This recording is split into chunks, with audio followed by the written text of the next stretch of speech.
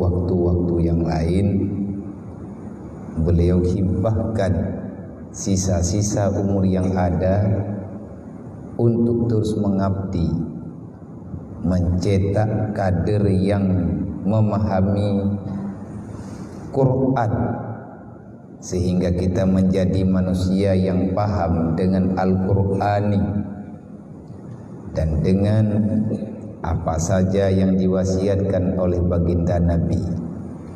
Laulal murabbi ma araftu rabbi. Wajib hukumnya kita mensyukuri nikmat Allah karena kita dipertemukan dengan orang-orang yang dapat mengantarkan kepribadian kita, bahkan orang tua kita. Insya Allah kalau kita istiqamah, Allah Ta'ala meridai tempat orang yang beriman, yang sayang terhadap agamanya, tidaklah di sini, tetapi tempat kita adalah surganya di akhirat nanti, insya Allah. Selanjutnya, terima kasih yang tak terhingga kepada segenap para ayah, bunda, kanda kita yang ada di lembaga Fahmus Salam. Artinya orang-orang yang dipilihkan oleh Allah untuk menjaga orang-orang yang terpilih. Banyak majelis yang padahal kebanyakan daripada anggota majelis taklim yang ada di Fahmus Salam, yang setiap minggunya ada pengajiannya di sini, mayoritas orang yang datang jauh dari daerah yang lain, jauh daripada kota Medan, adalah untuk mempertahankan kehidupannya di dunia. Awal niatnya meninggalkan kampung halaman, merantau ke Sumatera, adalah mereka mencita-citai nanti kapan-kapan mereka pulang ke kampung halamannya sudah tidak lagi seperti di saat mereka datang ke sini. Artinya orang-orang yang terpilih itu awalnya datang kemari hanya ingin mencari bekal duniawi. Tetapi inilah, kita tak tahu, kita tak mampu mengukur di atas sesuatu yang telah ditakdirkan oleh Allah. Kita orang beriman, ma qadara yakunu wa ma lam yakutur lam yakun. Semuanya sudah ada dalam kepastian takdir Allah. Kalau Allah Ta'ala mengkehendaki, tak ada yang bisa menghalangi. Kalau Allah tak memilih, walaupun kita telah lama bermimpi, tetap itu pada mimpi. Maka dari hal ini, awal mulanya kita mesti memahami, jangan ada istilah setelah tahun ini saya sudah cukup belajar di sini. Kita tak tahu ke depan, beberapa tahun yang akan datang, kita tidak mampu untuk menjangkau bagaimana kehidupan kita ke depan. Yang jangan nanti kita akan menjadi orang yang menyesal, padahal belum sampai pada detik-detik penyesalan, sebagaimana Allah Ta'ala menggambarkan, la yanfa'unan nadimin.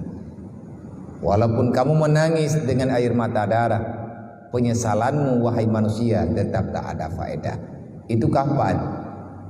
Di saat kita keluar daripada dunia, kita tak sempat menyelamatkan yang diperintahkan oleh Allah. Wala tamutunna illa wa antum muslimun. Jangan mati, jangan pulang, jangan masuk dalam alam barzakh, jangan engkau tinggal di alam lahat kalau seandainya engkau tak sempat menyelamatkan Islam. Haram hukumnya kita pulang tak menyelamatkan Islam. Inilah hal yang terpenting di saat kita berada dalam dunia ini. Maka kita melihat daripada pengalaman ayah, bunda, abang-abang kita yang telah bergabung, kok bisa berubah? Jauh-jauh datang dari sana, bahkan kita nggak tahu di mana tempat tinggalnya, asalnya dari mana. Setelah beliau mengumpulkan harta, Allah Ta'ala memberikan kekayaan yang lumayan seala kadarnya, cita-citanya terbalik. Inilah yang dikatakan, ya muqallibal qulub tsabbit qalbi ala dinika. Itu terjadi karena mereka tidak meninggalkan sholat. Ya Allah, tetapkan pilihan kami terhadap agamamu ya Allah. Tetapkan hati kami terhadap apa saja yang Engkau ridhai ya Allah. Itu mesti. Semoga Allah Ta'ala memberikan balasan yang sempurna, yang lebih sempurna daripada yang mereka harapkan, yang telah menghibahkan, mewakafkan harta, benda dan pikirannya untuk berjalannya pendidikan Islam di ma'had yang tercinta, yaitu Fahmus Salaf. Semoga kita selamat sesuai dengan nama lembaga kita, Fahmus Salaf, nama yang terindah. Dan itulah yang sedang kita pelajari. Kenapa kita berada di sini? Karena kita sedang mencari sesuatu, apa yang mesti kita pahami yang dapat menyelamatkan kita di dunia dan juga di akhirat nanti. Artinya sebagaimana yang Allah Ta'ala gambarkan, faman zuhziha 'anil nar wa udkhilal jannah faqad faz. Siapapun di antara kalian yang bisa melepaskan diri, yang terlepas daripada jeratan api neraka jahanam, faqad faz. Kalianlah orang yang sukses. Sukses di dunia, sukses di akhirat. Siapa manusia yang sukses? Adalah manusia yang bisa menyukseskan perjalanannya menuju dalam surga. Adakah kita akan selamat? Adakah kita mampu melewati ribuan tahun, berjalan ribuan tahun lamanya di atas titian Shiratal Mustaqim yang di bawahnya bukan api yang ada di dunia? Kapan itu titian jahanam Allah Ta'ala ciptakan bersamaan dengan Allah menciptakan neraka? Di bawahnya api, yang lidah api itu terlalu tinggi sehingga terbalutlah titian. Kalau diumpamakan nanti di sana manusia akan berjalan di dalam terowongan api. Na'udzubillah min dzalik.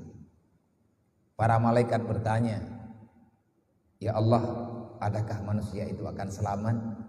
Mungkin akan selamat. Tetapi wahai malaikat, ingat, mayoritas daripada mereka tak akan selamat. Kenapa ya Allah? Ceritanya begini, wamal hayatud dunya ilal mata'ul ghurur. Siapa saja yang tertipu dengan permainan dunia, siapa saja yang mencita-citakan dia memadakan kehidupannya cuma di dunia, orang yang terlena dengan permainan dunia, orang yang terlena dengan keindahan dunia, dia itu akan abadi di dalam neraka. Siapa manusia yang sukses di dunia dan di akhirat? Allah yang menjawab, ya ayyuhalladzina amanu udkhuluha fi silmi kaffah wala tattabi'u khutuwati syaitan innahu lakum aduwwum mubin. Wahai manusia yang beriman, sempurnakan Islammu. Kapan Islam itu sempurna? Di saat kamu mampu meninggalkan langkah-langkah syaitan. Apa itu langkah syaitan? Yang selain daripada langkah yang telah diaturkan dalam Al-Quran, artinya yang sesuai dengan apa yang diamanahkan oleh Allah.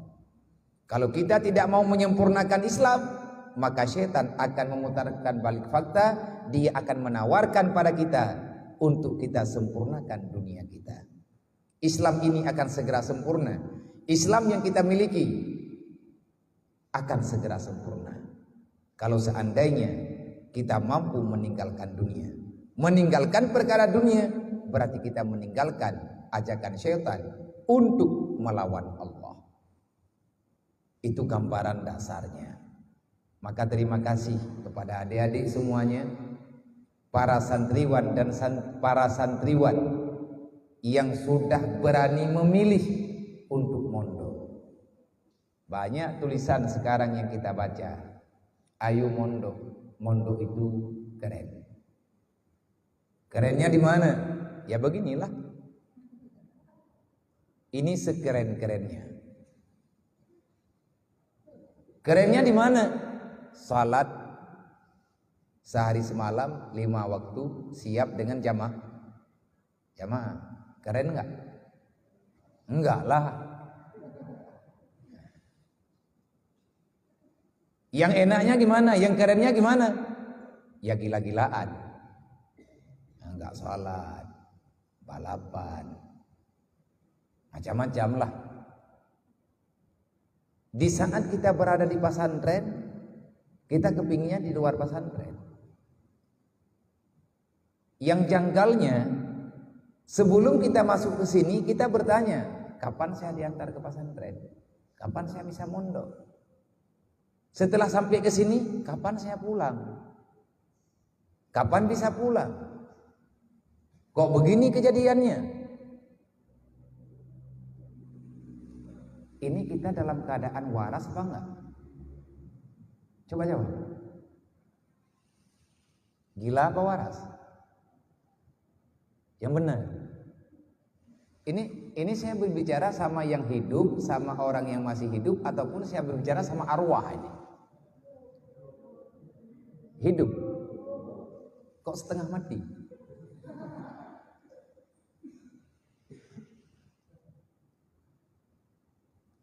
Jadi kalau seandainya kita ini makhluk yang hidup, kenapa kita berani mengatakan saya ini makhluk yang hidup? Alasannya apa? Karena apapun yang kita bicarakan, kita harus siap menampakkan argumen yang dengan argumen itu orang tidak bisa lagi menyalahkan pilihan kita. Ini yang penting. Kita berada di pesantren, kita sedang berjuang. Rasulullah mengatakan, talibul ilmi kal mujahidin. Orang yang menuntut ilmu agama itu adalah pejuang yang lebih capek daripada orang-orang yang berperang di Palestina. Kalau masyarakat Palestina, orang Islam, muslimin dan muslimat yang ada di Palestina, dia menghadapi Yahudi Israel. Yang kita hadapi di pesantren makhluk yang sedang mengelola Yahudi Israel. Siapa dia? Syaitan. Siapa lebih berat? Yahudi nampak, dia bisa berjalan, dia manusia. Syaitan, dia nggak nampak, tapi dia punya kekuatan. Dia telah menciptakan permusuhan di mana-mana dengan alasan yang ada padanya bermacam-macam. Dia telah bisa mempengaruhi anak cucu Adam sehingga kedamaian di dunia ini tidak ada. Itulah syaitan. Dan dialah sekarang yang sedang kita hadapi. Maka kepada adik-adik semuanya, para santri yang sudah berada di sini pada malam hari yang mulia ini, Allah Ta'ala mempertemukan kita dengan cara begini. Saya ke Medan semalam, kemarin malam sampai kemari tadi pagi. Ceritanya bukan untuk acara ini, tetapi untuk berobat. Kenapa saya pilih dari Biren, Genep, saya milih pulang kemari karena saya punya janji pribadi dengan gurunya kita, yaitu Abi, karena walaupun saya jauh daripada tempat yang sangat mulia ini, tetapi setiap saat, kapan saja ada orang dari Medan yang saya kenal pulang ke Aceh bertemu dengan saya selalu bertanya, bagaimana keadaan Fahmus Salam? Mungkin kalau adik-adik para santri mempertanyakan, kenapa dia menanyakan ma'had kami?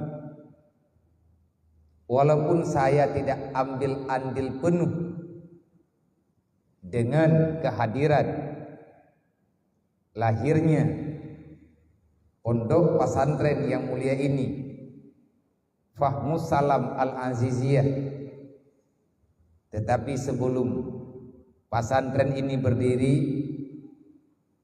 saya telah menganggap beliau salah seorang daripada keluarga saya, adik, angkat, ataupun sebahagian daripada keluarga pribadi saya di saat kami sama-sama masih mondok di Mudi Mesra Samalanga, yaitu di pesantren yang mulia guru kita bersama Mursyiduna Babina Syekh Abu Mudi selaku pimpinan tertinggi Ma'had Mudi Mesra Samalanga. Kita di sini mungkin tak lama, kita berada di tempat yang sangat mulia ini, dalam ruangan ini, mungkin dalam beberapa menit ke depan.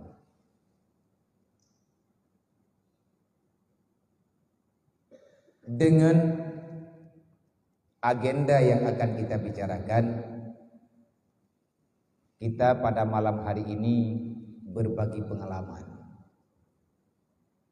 pengalaman mondok di pesantren. Saya mulai masuk mengenal pesantren tahun 1992.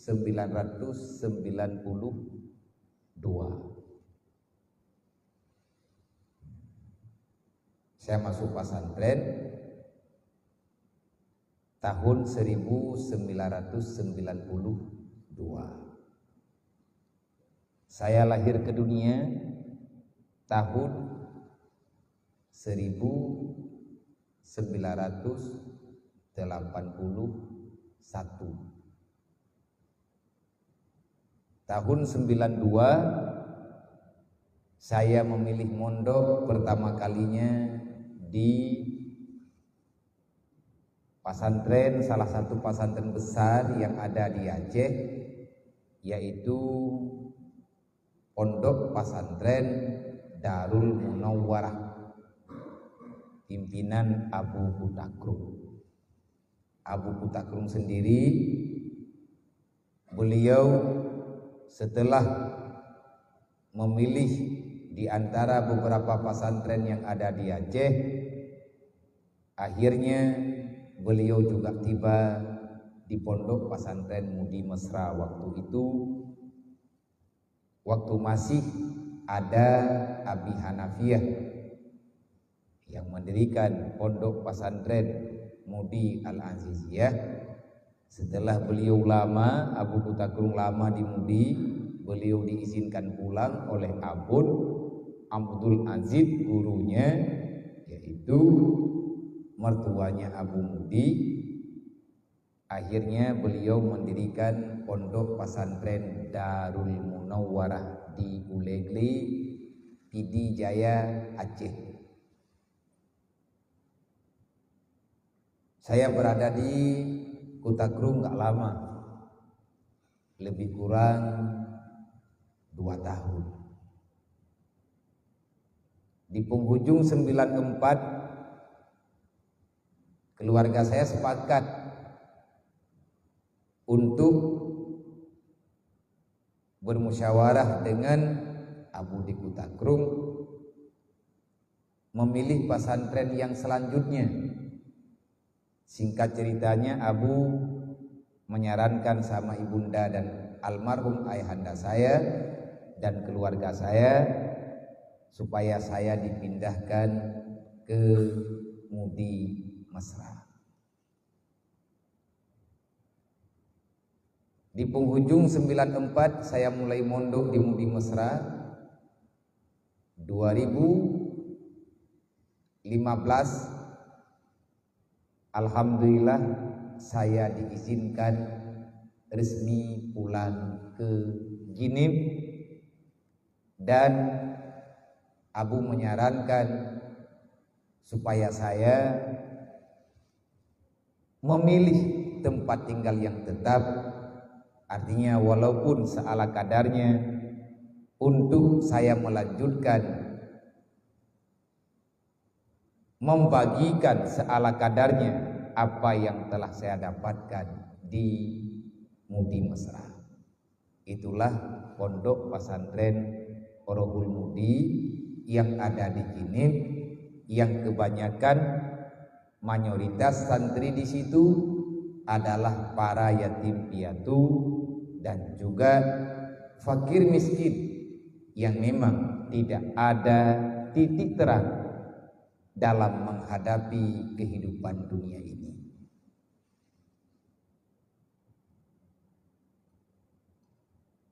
Kalau seandainya saya menceritakan pengalaman saya di pesantren itu panjang,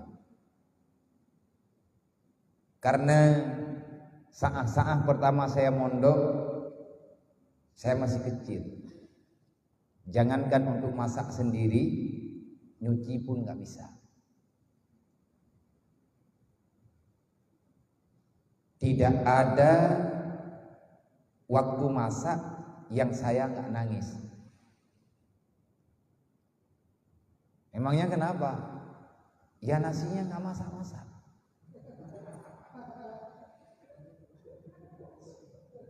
Benar.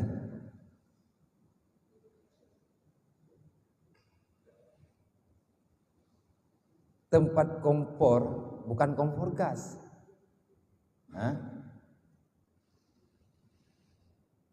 Entah apa merek waktu itu. Tingkuan.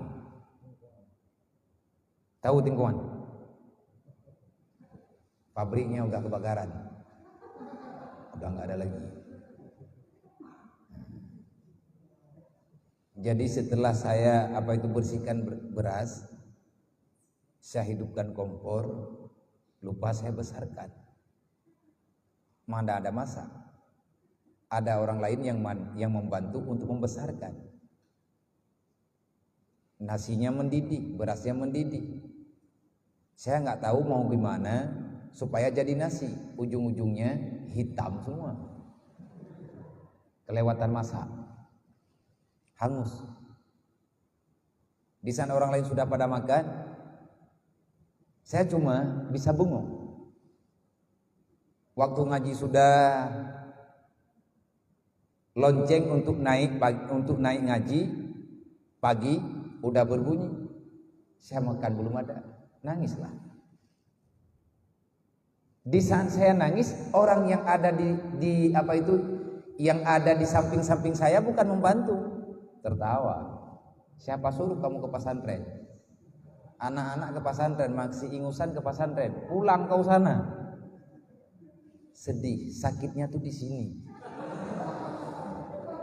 Bukan malah dibantu, diejek. Di saat saya mengadu sama adik ibu saya, apa kata beliau? Inilah pesantren. Kalau kamu lari, kamu kalah daripada peperangan. Bukan beliau mencari nasi untuk saya. Yang ada pesan, yang saya tahu, besok kamu harus bisa. Bukan diajarin, harus bisa. Cuman itu ucapannya. Jadi bukan dengan sangat terpaksa Waktu itu saya sudah mulai menyesal. Kok bisa saya memilih pesantren? Ini udah salah tempat tinggal kayaknya. Tak lama lagi kalau aku nggak mati gila. Itu pikiran saya waktu itu. Tetapi alhamdulillah, setelah berlalu 1 tahun saya tinggal di Kutakru, saya sudah mulai bisa beradaptasi dengan lingkungan pesantren. Sampai kemudian alhamdulillah, entah tahun yang keberapa saya tinggal di Mudi, akhirnya guru kita bersama datang dari kampung halamannya untuk mondok di Mudi Mesra. Saya berteman dengan beliau hingga jadi keluarga, bagaikan adik kakak. Kenapa? Karena kami senasib. Artinya sama-sama nggak punya. Saya memilih anak yatim mondok di pesantren saya, itu pun panjang ceritanya. 8 tahun saya tinggal di Mudi, ayahanda saya pulang. Tinggallah kami berlima di dunia ini. Ibu 1, adik saya 3, kami berempat. Memang usia saya waktu itu tidak lagi yatim. Di saat ayah saya meninggal, usia saya mungkin sudah 21 tahun waktu itu. Tetapi ada 2 adik saya yang masih yatim. Hidup dalam keadaan yatim, miskin, semuanya berada di pesantren. Bukan saya nggak punya keluarga, ada, keluarga saya juga nggak punya. Yang paling saya ingat sampai sekarang, di saat saya mondok di Mudi, di saat Abu yang mulia mulai untuk mengajar kitab Tuhfatul Muhtaj untuk para guru dan calon dewan guru yang ada di Mudi. Salah seorang daripada yang belajar kitab Tuhfah yang tidak punya kitab adalah saya. Terus Abia ngajinya gimana? Saya ambil kitab teman, saya bawa ke tempat fotokopi, seberapa uang yang ada saya minta tolong untuk dikopi. Saya belajar bukan dengan kitab yang resmi gini, nggak ada. Harga kitab itu waktu itu dengan harga itu pun masih kita pesan, nggak dijual sembarangan, bukan ilegal, karena kita pesan. Mesti kita pesan sama orang yang pulang dari, mesti kita pesan melalui jamaah haji. Jadi kalau ada keluarga kita yang naik haji, menunaikan ibadah haji, kita suruh beli. Harganya waktu itu 1.300.000. Jangankan untuk membeli kitab jutaan, makan aja susah.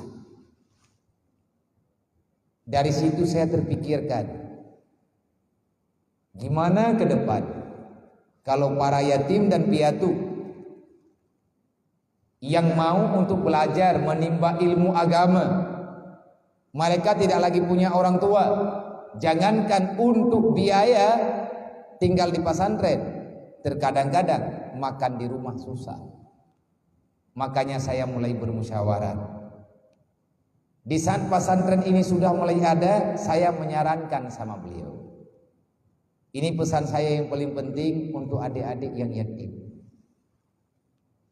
ataupun yang makan di dapur umum secara gratis, yang digratiskan biayanya. Wahai adik-adik semuanya, ketahuilah dan yakinilah, hari ini kamu itu anak yatim.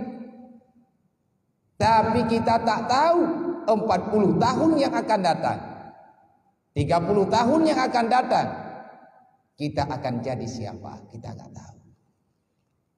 Tak penting kamu sekarang siapa,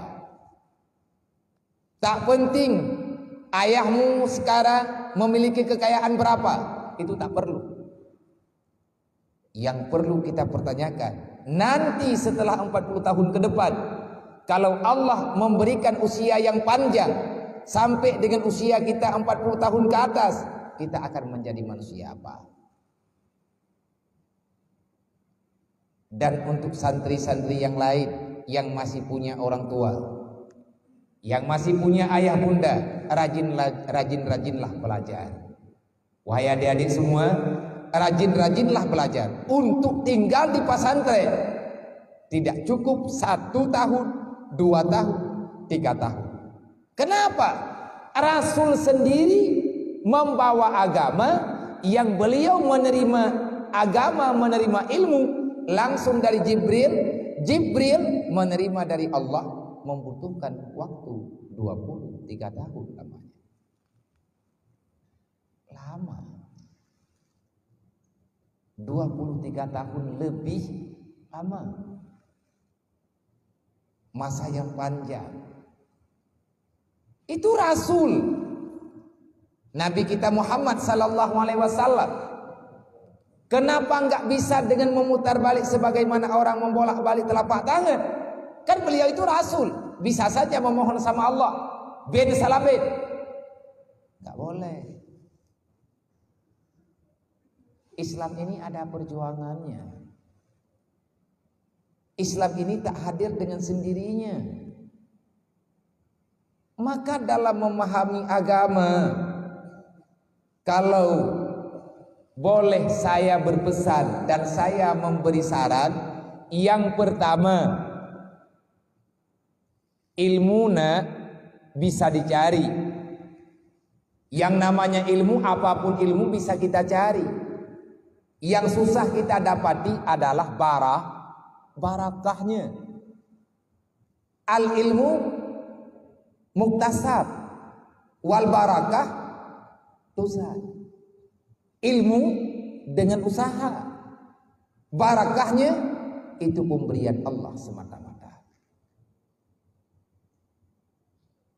Kalau kita mau alim, ya belajar. Kalau kita mau barakah, jangan serakah dengan para guru-guru kita. Itu pasti. Maka belajar daripada pengalaman. Beliau sendiri takdimnya luar biasa. Entah berapa tahun beliau mengabdi menjadi sopir pribadinya Abu Mudi. Tidur enggak, ngajar seperti biasa, kadang enggak sempat makan. Saya tahu. Karena yang menunjukkan beliau sebagai sopir Abu adalah saya. Karena saya waktu itu tugas saya humas. Di antara yang mesti saya tangani adalah mencari sopirnya untuk Abu yang mulia. Tidak pernah berkeluh kesah. Tidak pernah mengatakan, oh hari ini saya nggak bisa, saya hari ini gini-gini, nggak ada. Cuman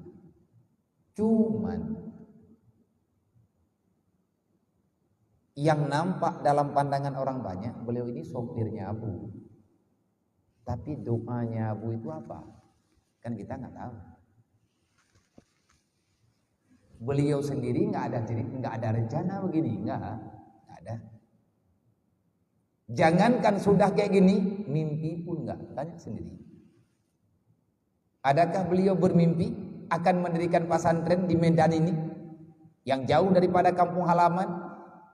Merantau, setelah merantau bukan pulang ke kampung, melanjutkan perantauan yang lebih jauh lagi, bahkan ke sini lagi.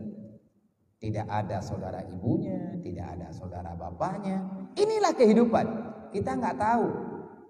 Setelah kita besar nanti, setelah kita tidak lagi begini, kita akan ditempatkan di mana oleh Allah. Kan kita nggak tahu. Kalian tahu calon bini kalian nanti di mana? Tahu? Ada yang sudah booking? Ada nggak? Kalau seandainya nanti bini kalian orang Papua gimana? Kita belajar ilmu agama cuma 3 bulan. Sampai ke sana, orang mendengar kita pernah mondok di Fahmu Salam. Seberapa lama? Lama. Berapa lama? 3 bulan. Kalau kita bagi dengan menit berapa lama? Banyak. Orang di sana menganggap kita ulama besar. 2-3 bulan kita memimpin masyarakat, kita ajak sholat terbalik. Jadilah aliran sesat. Karena kita tak sempat belajar yang benar. Maka di saat ada waktu begini kita masih kecil, belajar yang yakin. Jangan pernah kita menargetkan sesuatu selain daripada ridha Allah. Orang yang alim tak mesti orang kaya.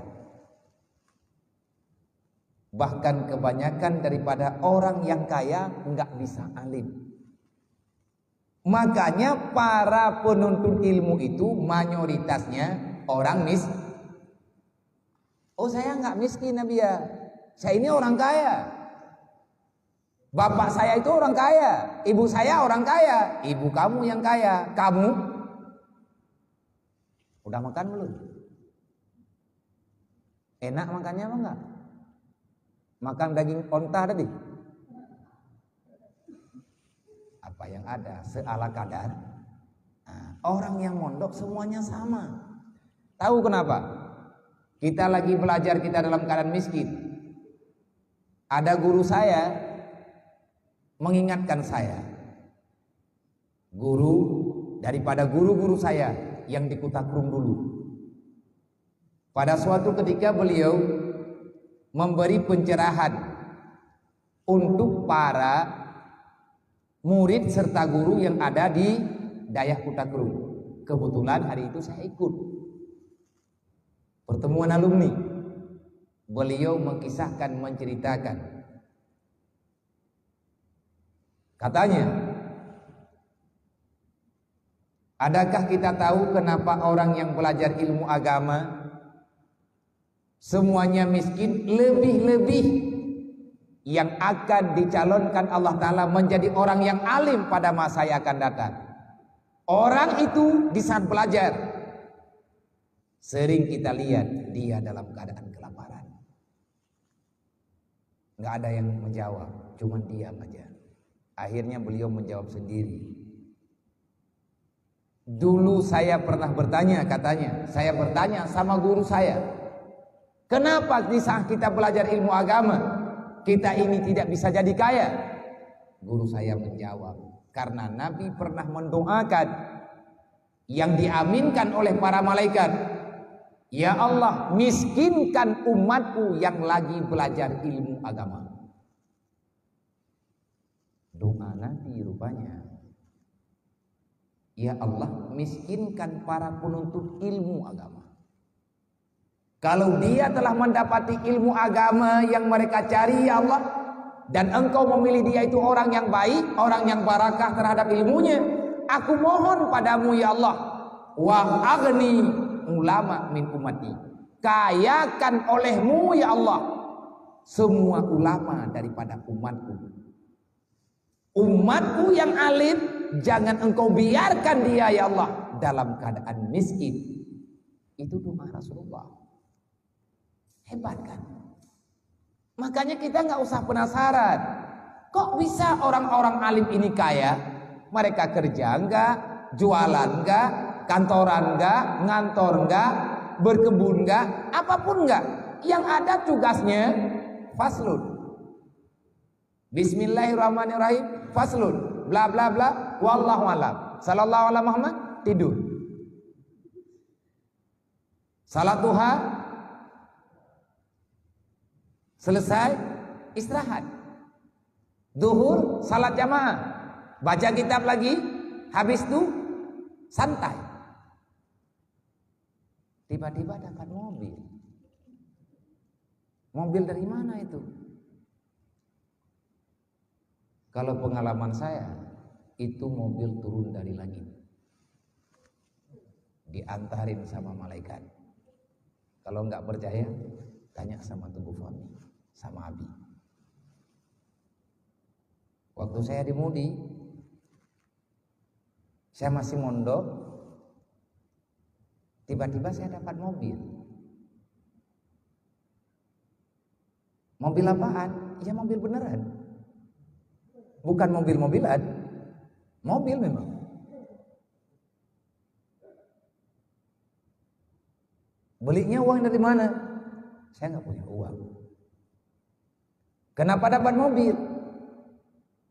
Karena waktu itu saya butuh. Saya bolak-balik sama Langa, kampung halaman, bolak-balik kampung halaman, Mudi, kampung halaman, Mudi Jinip. Tengah-tengah malam, hampir-hampir saya sakit, kena penyakit tipes. Tiap malam kena angin malam. Saya bawa kereta di tengah malam, tiap malam. Akhirnya saya mengeluh dalam hati saya, ya Allah, kalau seandainya begini terus, saya berhenti sebentar. Karena badan sudah tidak kuat. Besok pagi saya mengadu sama Abu. Abu bertanya sama saya, siapa suruh kamu ngajar? Kalau kamu mengajar karena saya yang perintah, saya nggak pernah perintah. Kalau kamu mengajar karena perintah Allah, lapor sama Allah. Kalau kamu mengajar perintah bapak kamu sudah meninggal, nggak usah. Tapi kalau kamu mengajar ilmu agama karena perintah Allah, lapor sama Allah, jangan lapor sama saya, karena saya nggak punya apa-apa. Benar, saya buktikan itu perintah guru saya. Saya ambil wudu, masuk masjid, salat sunat 2 rakaat. Santri lagi ngulang, jam 12 malam, saya angkat tangan menghadap kiblat, saya berdoa, ya Allah, saya minta mobil 1. Nggak minta uang, mobil besar saya ngomong. Ya Allah ya Rabbi, saya minta mobil 1. Kalau nggak ada mobil, besok saya nggak ngajar lagi. Anak-anak yang ada di masjid, gila ini orang. Mungkin ini salah obat kayaknya. Saya nggak mau peduli, cuman itu yang saya ngomong. Habis itu saya keluar tidur. Besok pagi pas saya bangun, saya tengok di luar nggak ada mobilnya. Malam besoknya, selesai saya ngajar dari Jinip, saya balik ke Samalanga. Saya datangi makbarah Abu. Setelah saya baca Yasin, saya mohon sekali lagi. Besoknya itu Jumat, saya pulang untuk ngajar. Habis asar hari Jumat, ada orang kasih mobil sama saya, mobil sedan. Setelah dapat mobil, saya nggak bisa nyetir. Saya telepon, saya pulang ke Mudi, saya bilang sama Abi Fahmi, alhamdulillah saya sudah punya mobil, tapi saya nggak bisa bawa. Gimana ceritanya ini? Ya nggak apa-apa, mobilnya di mana? Ya di sana di Jinip. Tapi saya nggak bisa ke Jinip. Kenapa? Abu ngajak saya waktu itu entah katanya ke Banda Aceh. Akhirnya saya minta tolong sama temannya. Yang saya mau katakan, jangan pernah berputus asa daripada rahmat Allah. Yang penting sekarang kita tanam dulu keyakinan. Yang suruh datang kita kemari siapa?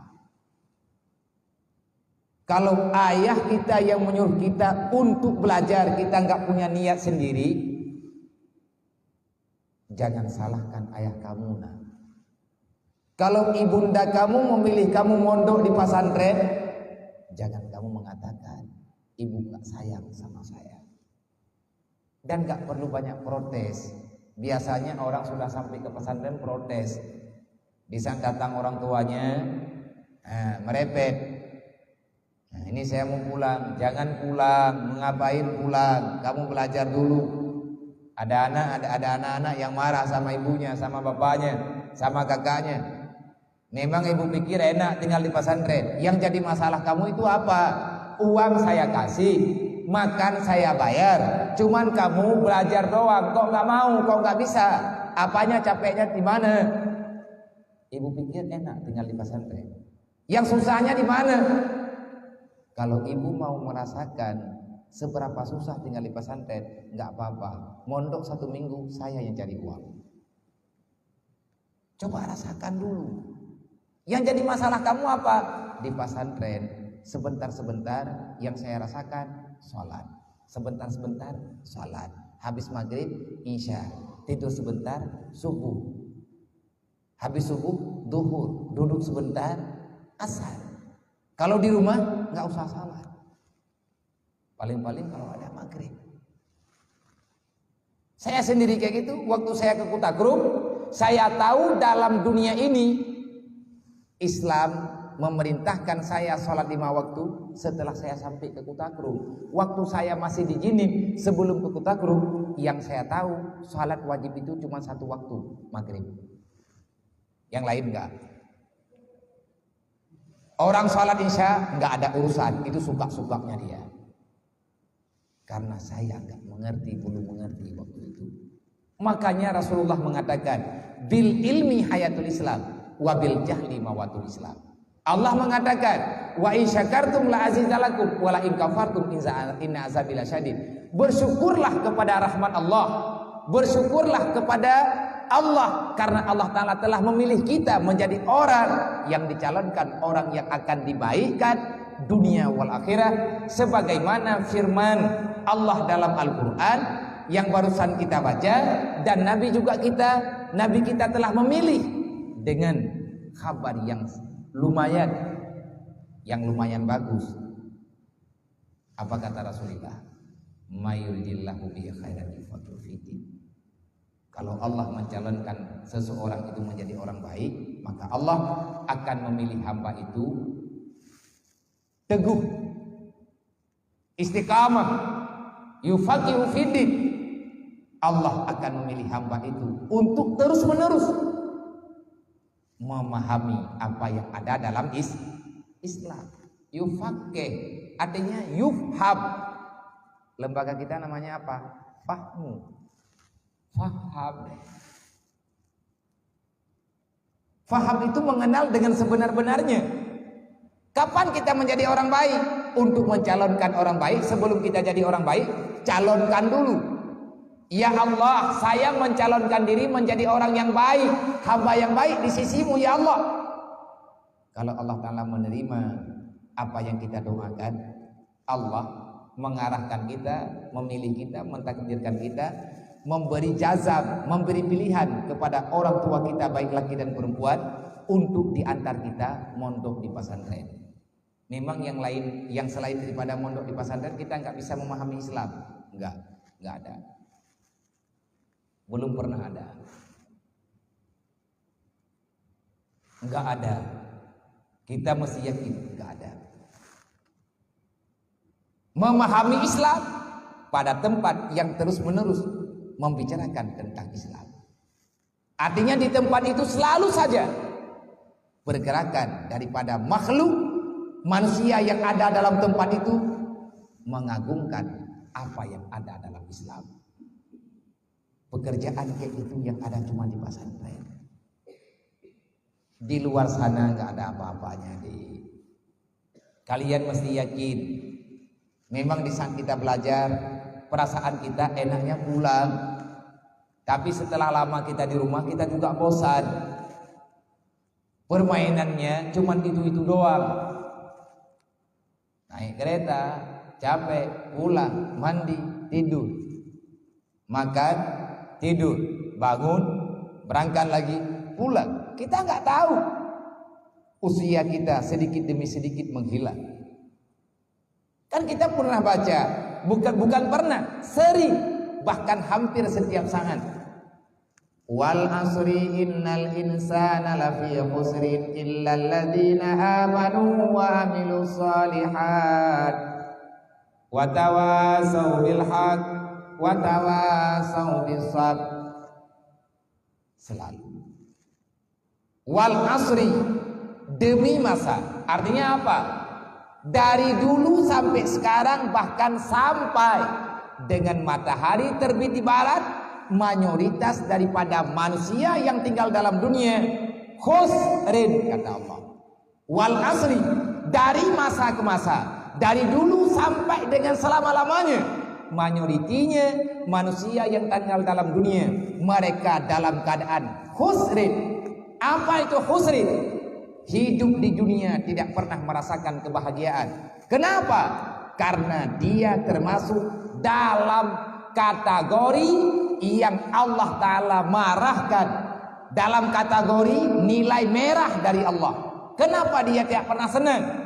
Man a'rada an dzikri, karena dia itu termasuk dalam kelompok yang Allah Ta'ala murkai. Kenapa Allah Ta'ala marah, Allah Ta'ala murka? Karena dia tidak pernah reda dengan keputusan Allah. Allah berfirman dalam Al-Quran, man a'rada an dzikri fa inna lahu ma'isyatan dhankan. Siapa saja yang lari daripada aturan Allah, siapa saja yang tak mau menerima perintahku, siapa saja yang tidak mau mendengar apa yang aku larang kepadamu, kalau kamu berani melawan daku, kata Allah, fa inna lahu ma'isyatan dhankan. Kalian melawan daku di dunia, aku balaskan kehidupan kalian juga di dunia. Bagaimana balasan Allah? Ma'isyatan dhankan, hidupmu selalu dalam keadaan susah, tidak pernah ada pertolongan. Coba tengok.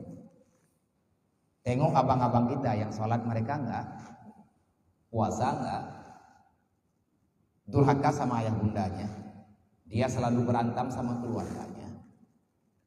Semua kejahatan ada padanya. Tengok dan perhatikan, adakah dia merasakan kebahagiaan? Tidak akan pernah.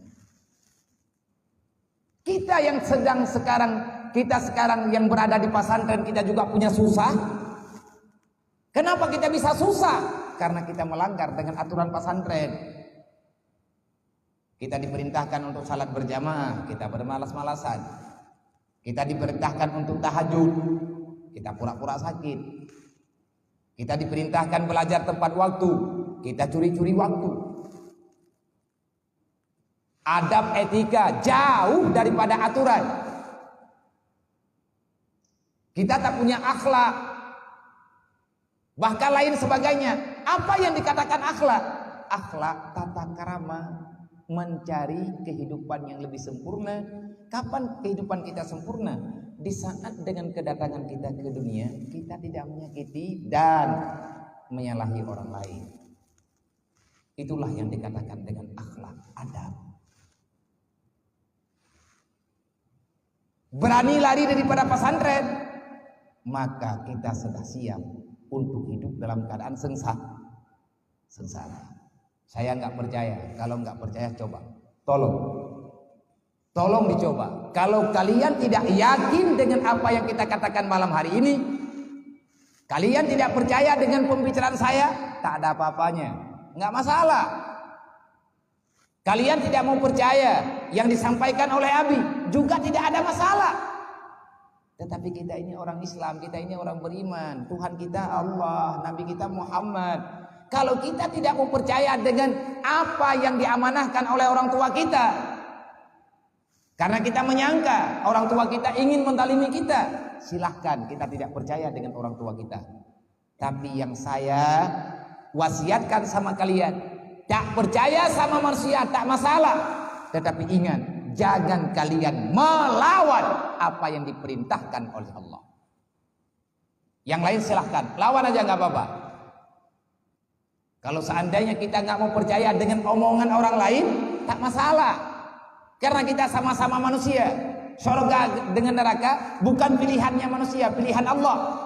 Tetapi jangan coba-coba menantang Allah, jangan coba-coba melawan keputusan Rasulullah. Saya ulangi,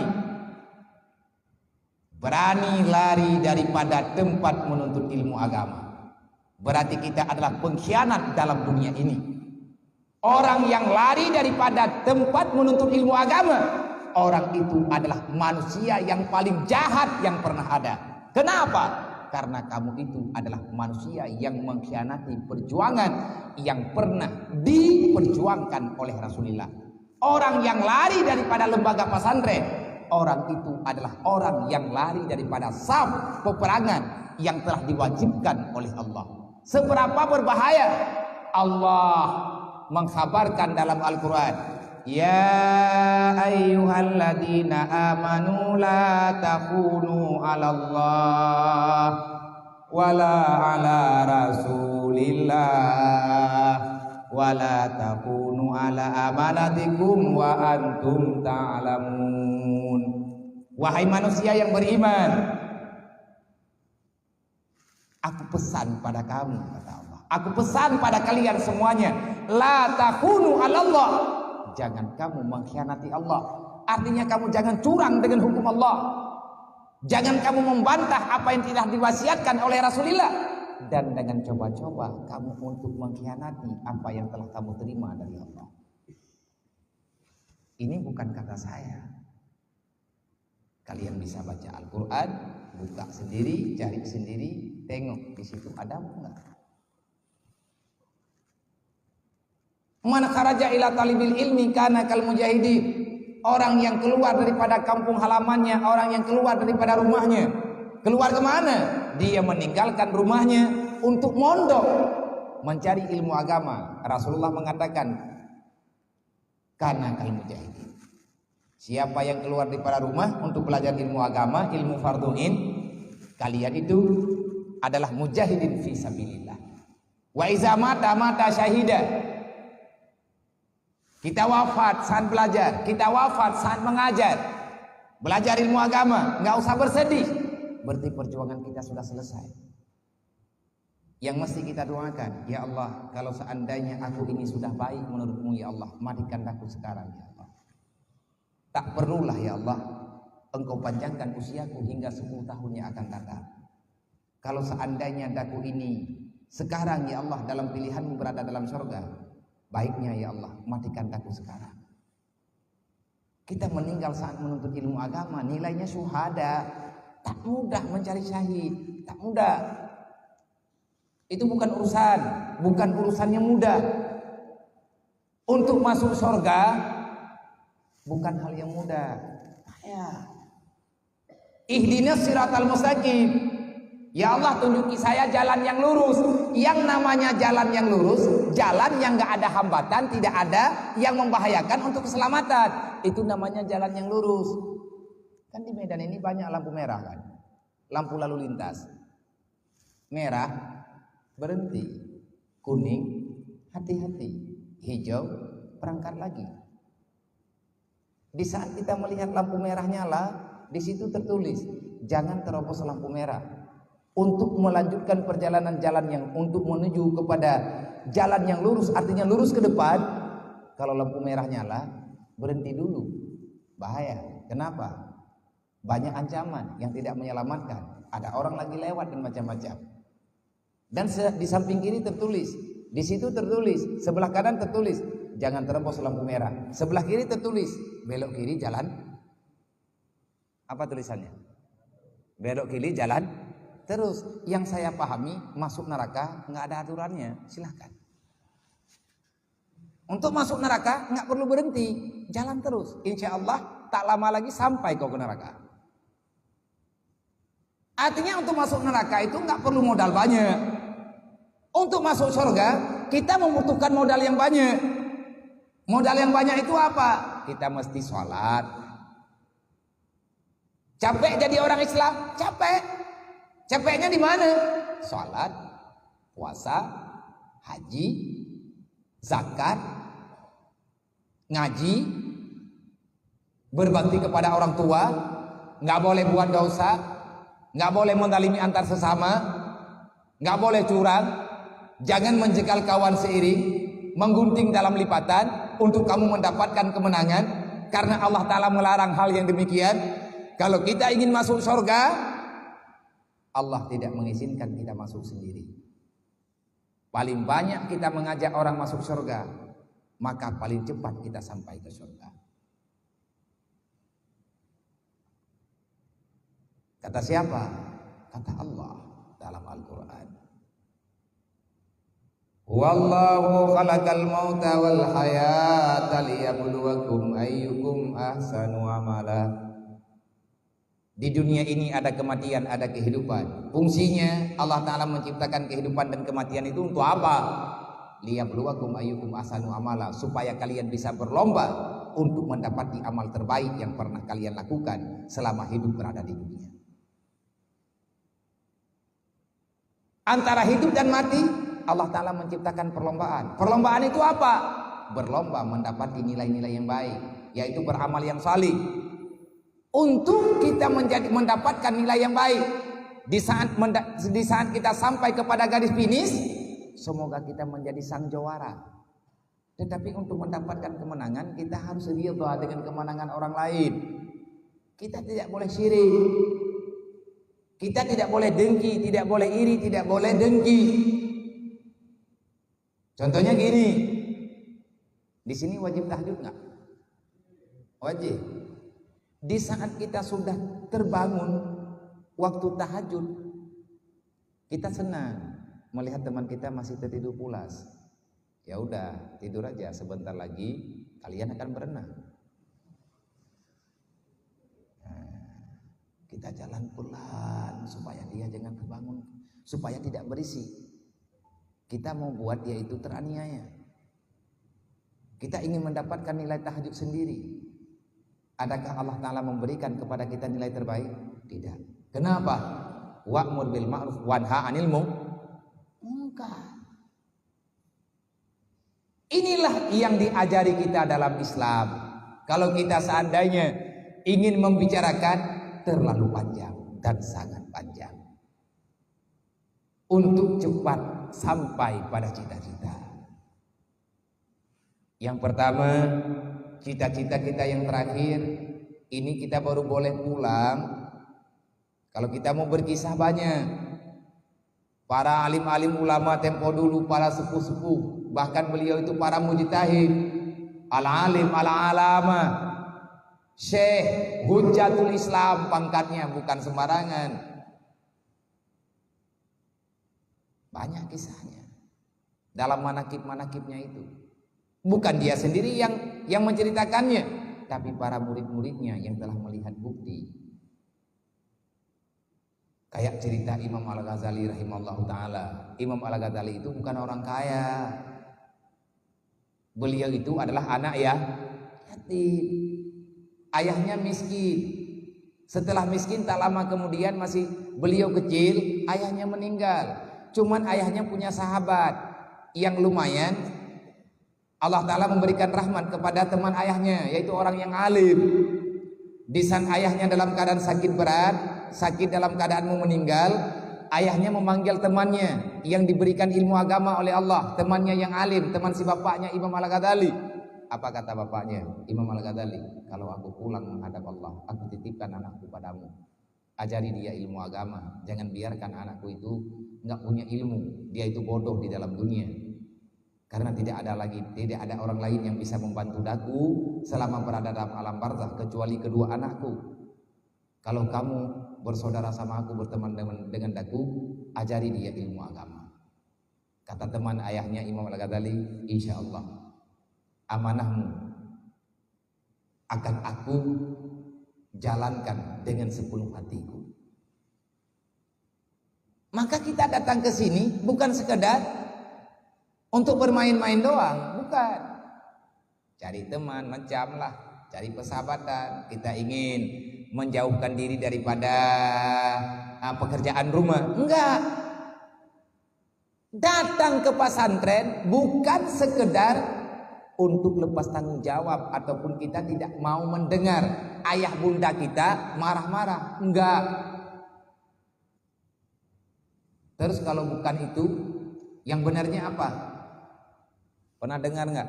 Abu Sa'id Al-Khudri, salah seorang daripada sahabat Nabi Muhammad, sahabat baginda kita Muhammad sallallahu alaihi wasallam. Di saat Nabi Muhammad telah wafat, beliau itu orang yang diberikan ilmu yang banyak oleh Allah, barakah, sahabat dekatnya Rasulullah. Setelah Rasulullah wafat, beliau hijrah ke kampung halamannya. Beliau memilih tugas untuk mengajari. Di saat bertemu dengan keadaan kayak gini, ataupun bertemu dengan majelis-majelis yang seperti ini, artinya orang datang jauh-jauh, banyak, sedikitnya orang yang jamaah yang datang, beliau sambut dengan senyuman yang manis. Beliau buka pintu gerbang rumahnya, beliau buka pintu rumahnya. Apa katanya? Beliau berdiri menyambut para tamu yang datang untuk belajar ilmu agama. Kata beliau dengan penuh keikhlasan, marhaban biwasiati Rasulillah.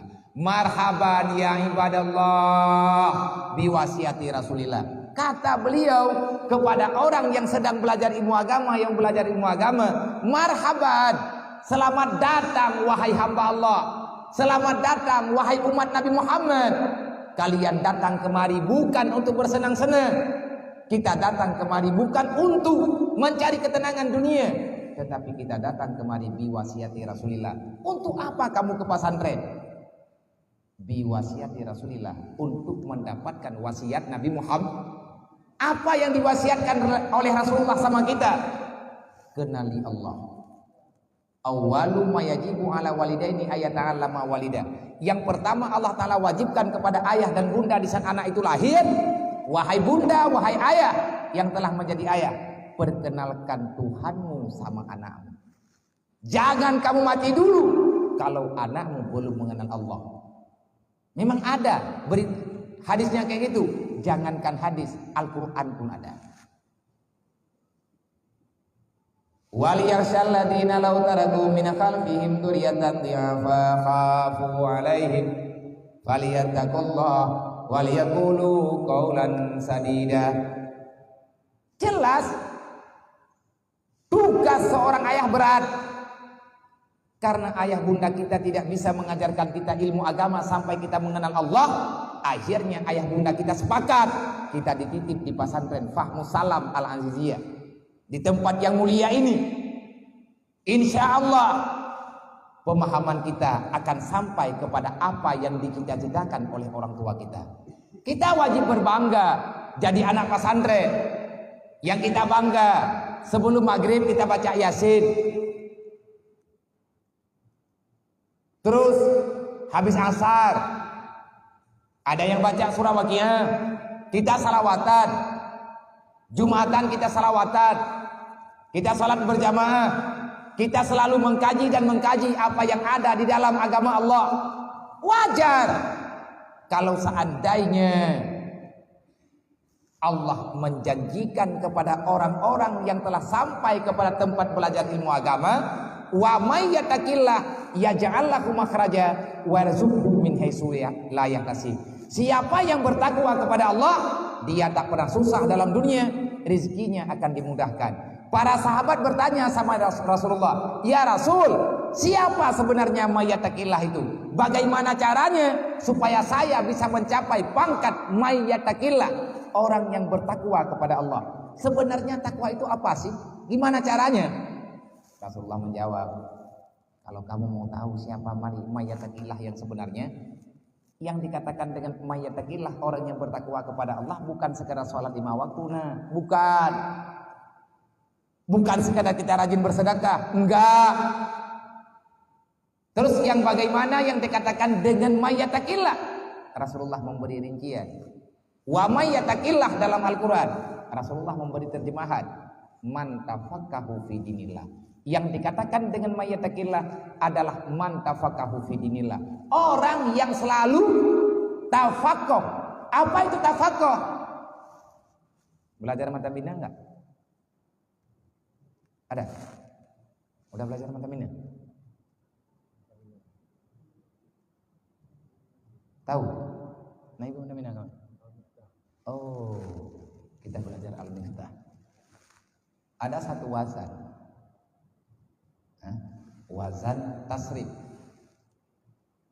Tafa'ala yatafa'alu tafa'ulan, mauzunuhu tafaqaha yatafaqahu tafaqquhan, wa bina'uhu litakalluf. Apa itu takalluf? Kalau kita rincikan dengan bahasa kita, takalluf ta'allamtu mas'alata ba'da mas'alati. Kita tidak pernah berhenti pada satu masalah. Kita sudah belajar kitab apa? Misalnya matan takrib. Setelah matan takrib apa? Setelah Ghayatul Takrib, kitab Al-Bajuri. Setelah Al-Bajuri apa? I'anatul Talibin. Setelah itu apa? Al-Mahalli. Setelah Al-Mahalli apa? Tuhfatul Muhtar. Adapun Mujairini, Nihaya. Kita tidak berhenti sampai kita paham benar apa yang sebenarnya yang telah disyariatkan oleh Allah. Orang inilah yang dikatakan dengan orang yang bertakwa. Siapa orang yang bertakwa? Adalah orang yang selalu setia dengan ilmu agama. Bukan belajar 2 tahun. Bukan tamat SMP kita nggak melanjutkan. Itu pembodohan namanya. Kita belajar setengah, tangguh. Kafallahu mahamahu. Orang yang sudah benar-benar tafaqquh fiddin, kamu nggak akan pernah susah dalam dunia ini. Rizkimu warzuqhu min haitsu la yahtasib. Allah menanggung rizkimu di dunia. Allah tidak pernah mengakui, Allah tidak pernah mengikrarkan seberapa gajimu di dunia, tapi Allah telah menjanjikan rizkimu itu ada. Kalau kita nggak percaya, berarti kita nggak percaya Al-Quran. Kalau memang nggak percaya Al-Quran, terus kita ini siapa? Kalau kita mengatakan saya percaya dengan Al-Quran, tapi hati saya ada keraguan, itu bukan salah Allah memilih kamu untuk berada dalam Islam. Bukan Allah yang telah memilih dalam keadaan salah, tapi nafsu kita lah yang terlalu kuat sehingga kita tidak bisa mengalahkan ilmu yang kita dapati, akal yang kita miliki, tidak bisa mengalahkan nafsu. Itu mesti belajar lagi. Orang yang belajar ilmu agama, jangan pernah kalian takut untuk belajar ilmu agama. Kenapa? Karena orang yang belajar ilmu agama, kata Sahib Jarumiyah, kalian juga ada belajar Al-Miftah. Nah, nanti setelah ini kita akan tahu siapa yang telah menyusun kitab ringkasan Al-Jarumiyah yang khusus di situ dibicarakan kaidah dasar ilmu nahu. Apa kata beliau kepada murid-muridnya? La li talibil ilmi maqbul. Wahai para murid-muridku yang sekarang kalian setia dengan ilmu agama, aku kabarkan pada kalian terhadap hadis yang ada dari Rasulullah, man tafaqahu fi dinillah, ayat Allah Ta'ala, dalil Al-Quran, wa may yattaqillah. Aku berkesimpulan, la li talibil ilmi maqbul. Jangan pernah kalian meragukan terhadap kehidupan para penuntut ilmu yang setia karena Allah. Kita belajar ilmu agama karena kita setia dengan Islam, setia dengan iman, setia dengan Rasulullah, setia dengan amanah Allah. Beliau mengatakan, la li talibil ilmi maqutun. Tidak ada bagi penuntut ilmu itu maqut. Apa itu maqut? Hidup di bawah kolong jembatan. Tak ada. Orang yang alim, kita yang belajar ilmu agama benar-benar belajar, setelah kita belajar mengamalkan, di saat guru kita mengijazahkan ilmu, diizinkan ilmu yang telah kita dapatkan dengan ridhanya, insya Allah hidup kita akan dimuliakan oleh Allah. Semoga kita mampu menyesuaikan diri, semoga kita mampu berbenah diri, semoga setelah malam ini akan ada semangat baru untuk kita belajar mencari ilmu agama. Wahai adik-adik sekalian, orang yang memperjuangkan Islam sekarang sudah sangat sedikit. Kami yakin kalian ini akan menjadi pejuang-pejuang pada masa yang akan datang. Imam Al-Ghazali, beliau itu anak yatim, tetapi setelah gurunya juga tak mampu lagi mengajarkan beliau karena biaya yang sudah besar.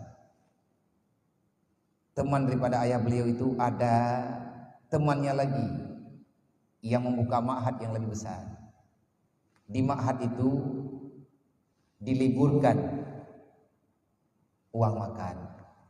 Artinya siapa yang belajar agama di situ, temannya ayah Imam Al-Ghazali, biaya gratis, digratiskan semua iuran. Temannya ayah Imam Al-Ghazali menanyakan sama Imam Al-Ghazali, wahai Al-Ghazali, wahai Muhammad, wahai Ahmad, karena beliau berdua, kalau kalian mau melanjutkan untuk belajar ilmu agama, aku punya teman, tapi jauh dari sini. Beliau punya pondok pesantren, di situ biayanya gratis.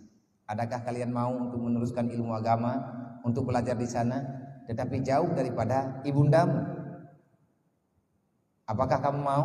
Kalau mau, insya Allah besok pagi kita akan berangkat. Imam Al-Ghazali bertanya, kalau benar seperti demikian, saya mau. Saya ingin belajar ilmu agama. Kalau ada orang yang membantu biaya makan. Karena Imam Al-Ghazali memang nggak punya makanan. Orang miskin, benar-benar miskin. Ada bekal sedikit peninggalan orang tuanya, sudah habis di saat beliau belajar di kampung. Akhirnya Imam Al-Ghazali berangkat. Jadilah beliau berangkat.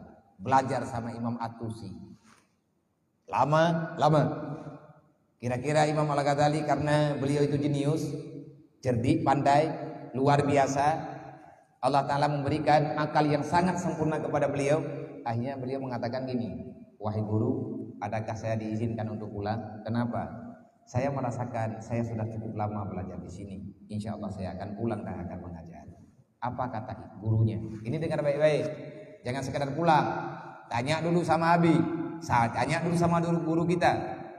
Adakah kita udah boleh pulang dengan gambaran hasil daripada ilmu ataupun belum? Yang tahu masalah itu bukan kita, gurunya kita. Karena gurunya kita itu tahu dengan kepribadian kita. Fawwid amrika ila usadika li annahu a'lam bihalika. Ada tertulis itu di dalam kitab Alim Muta'allim. Kata Imam Al-Ghazali, boleh enggak? Enggak boleh. Terus kalau enggak boleh, kapan saya boleh pulang? Kalau sama kamu sudah saya dapati sifat-sifat kewalian, kamu boleh pulang. Gimana ceritanya sifat kewalian? Di ujung itu, di ujung kebun itu ada pohon kayu besar, di situ banyak burungnya. Coba kamu datang ke sana, kalau kamu mendekat, burung itu tetap. Kalau kamu tambah dekat, burung itu tetap diam. Kalau kamu sampai di bawah pokok pohon itu, burung itu masih dalam keadaan tenang. Hari ini kamu pulang. Tapi kalau burung itu terbang, kamu balik lagi, kamu nggak boleh pulang. Datang Imam Ghazali ke situ, masih jauh, burungnya terbang semua. Nggak ada cerita pulang. Memangnya apa urusannya mau pulang dengan burung? Nggak nyambung. Kata gurunya, aku mau tes kamu. Kalau kamu itu sudah punya sifat kewalian, tolong datang ke situ. Kalau burungnya terbang semua, berarti kamu belajar lagi. Pas didatangi, terbang. Akhirnya Imam Ghazali balik, bukan lari ikut burung.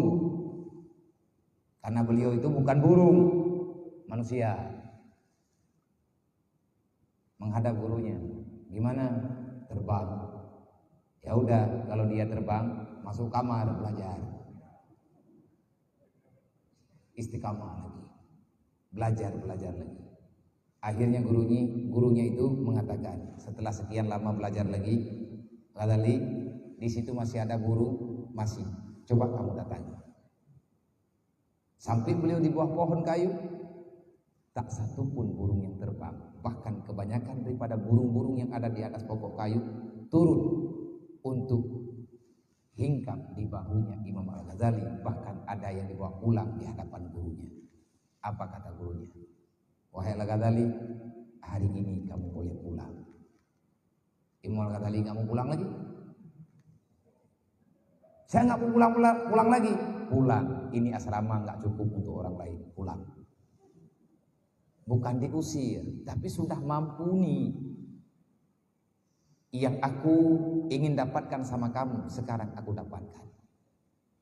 Itulah tanda-tanda sifat kewalian. Apa itu wali? Yang namanya wali Allah tidak dengan kehadirannya kemanapun dia berjalan, yang namanya wali itu tidak pernah membawa mudarat dan ketakutan bagi makhluk yang lain. Di saat kita datangi pohon yang ada burungnya, terbangga. Kita sekarang di saat nyamuk yang ada di musala ini dekat sama kita, dia terbang enggak?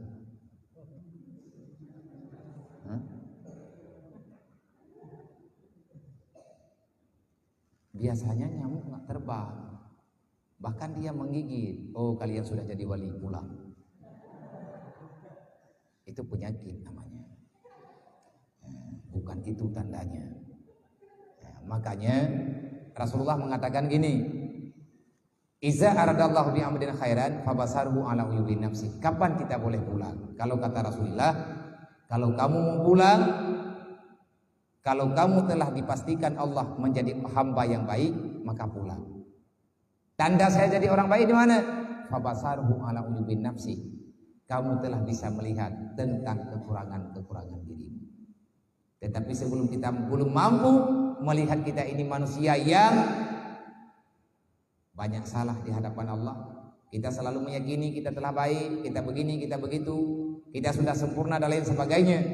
Itu bertanda ilmu kita belum cukup. Orang yang sudah benar-benar Allah Ta'ala pilihkan dalam kebaikan, orang itu akan selalu merasakan penuh dengan kekurangan di hadapan Allah. Semoga kita istiqamah, semoga kita tekun dalam belajar. Jangan pernah kalian berhenti daripada perjuangan ini. Teruslah belajar. Kalau seandainya SMP-nya telah tamat, kita mau sambung, boleh. Tetapi jangan jauh-jauh daripada tempat belajar ilmu agama. Kalau seandainya kita nggak nyambung, kita nggak mau nyambung lagi, artinya SMP cukup, saya ingin belajar. Kalau kalian memilih begitu, baru saya katakan, Dek, saya ini nggak pernah tamatan sekolah SD. Jangankan SMP, SD pun saya nggak pernah tamat. Tapi saya bisa hidup, insya Allah. Bahkan kehidupan saya lebih daripada kehidupan kalian. Dan dengan keadaan saya begini bukan sombong, bukan takabur, tapi ini kita lagi dalam mau mengatakan orang pesantren itu bukan orang bodoh. Kalau kita mondok yang benar, kita tidak akan pernah bisa dianggap tak bisa berbuat apa-apa. Saya ini anak yatim. Alhamdulillah, dalam 2 hari ke belakang ini, dari awal mula dari 2015 sampai 2021, saya dipercayakan oleh Allah untuk menampung. Sekarang sudah 200 lebih daripada yatim piatu yang mondok di pesantren saya. Biaya mereka insya Allah saya gratiskan dengan bantuan Allah. Jangan sekedar makan, uang jajan saya kasih. Jangankan uang jajan, kalau dia nggak pulang lebaran, baju lebaran saya beli. Jangankan baju lebaran, kalau dia sudah alim ingin menikah, akan saya nikahkan. Nggak ada istri, kita cari. Nggak ada rumah, kita beli. Ada uang, bukan kita yang kaya, adalah Allah. Wa may yattaqillah. Yang penting belajar. Yang ingin saya katakan, kalau orang yang belajar ilmu agama itu miskin, orang yang mondok benar-benar mondok, nggak pergi kemana-mana, miskin, bodoh, nggak mungkin saya ini bisa berbuat seperti sekarang. Dan saya tidak akan pernah bisa mempengaruhi Abi Fahmi untuk tetap tinggal di Medan, karena di sini lebih bermanfaat, di daerah ini lebih bermanfaat daripada beliau pulang ke kampung halaman. Alhamdulillah, dengan saran daripada guru-guru, dengan doa daripada guru-guru yang ada di sana dan di mana-mana, alhamdulillah, Fahmus Salam sekarang yang saya lihat tahun yang lewat, saya ada kemari jam 3 malam, saya pulang jam 4 malam, ketemunya sama Abi doang, sama kalian lagi di alam mimpi. Jam 4 saya balik. Belum begini. Ini dalam setahun. Bahkan saya dengar-dengar tadi di ruangan tempat istirahat, di asrama tempat istirahat kalian mau ditaruh AC semuanya. Keren.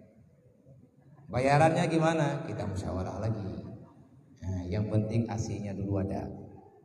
Sambil kita menunggu ASI yang resmi, itu ASI itu aja dulu cukup. Itu nggak perlu pakai ASI semua itu, karena angin bisa masuk semua. Tapi kita jangan terlalu manja. Biasanya orang yang manja dengan tempat, orang itu lambat untuk mendapatkan sesuatu. Kita harus banyak berkorban untuk kepentingan agama Allah. Dan saya titipkan, kalau kalian mau lebih barakah di sini, jangan pelit. Ini kita kira-kira sekarang jumlah santri berapa? 100 lebih. Semuanya 100. Kalau kita patungan, kita hidupkan uang celengan. Semalam 1000 perak. Berarti kita punya uang infak semalam 100.000 dari santri. Sebutu bulan 3 juta. Kalau udah jalan, alhamdulillah. Kalau belum jalan, tolong dijalankan. Nggak ada uang, itu bohong. Dengan uang 1000 kita celeng, kita nggak bakalan kaya. Kita simpan. Untuk pribadi nggak kaya, kita sedekahkan juga nggak miskin. Di pesantren saya wajibkan sedekah 1 malam, per malamnya 1000 perak. Ada santri putra putri lebih kurang 400 orang, berarti ada uang celengan semalam 400.000. Kalau kita kali 1 bulan 12 juta. 12 juta seala kadar untuk biaya listrik, biaya PDAM. Untuk anak-anak yang kurang mampu itu cukup. Kita nggak sadar, sambil kita berjalan, kita belajar, kita telah membantu anak yatim dan piatu. Itu keberkahan. Tolong dimusyawarahkan. Sesama santri, kalau seandainya kita mau, nggak bisa malam ini, nggak bisa malam besok, yang penting harus jalan. Yang jangan nggak jalan. Wa anfiqu ala ma razaqnakum. Banyak perintah Allah tentang orang yang diberkahi dengan berinfak. Wallahu a'lam.